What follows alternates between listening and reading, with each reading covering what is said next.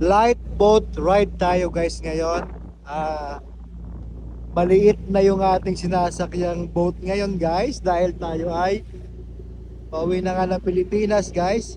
Kita nyo naman oh. Ito na ngayon sinasakyan ko. Ihahatid ako papunta sa port. Ayan. Ito si Victor 18. Kita nyo kung gaano kahaba lang ito sinasakyan ko ngayon. Thank you Lord kasi medyo kalmada naman. Medyo may hangin-hangin nga lang. Kagabi pinakpakan kami ng malakas na alon kaya di ako gaano nakatulog kagabi dahil sa malamig na yung kwarto. Tapos palundag-lundag pa yung light boat na to.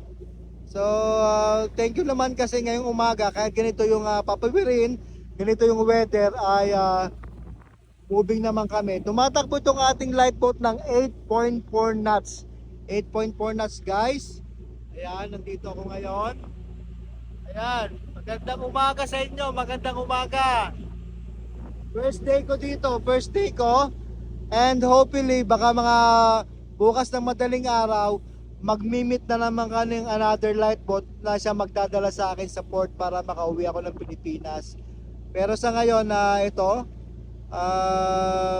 tumatakbo kami at medyo ganyan ang panahon. Ayan. Si Mangis na lang po, magandang umaga.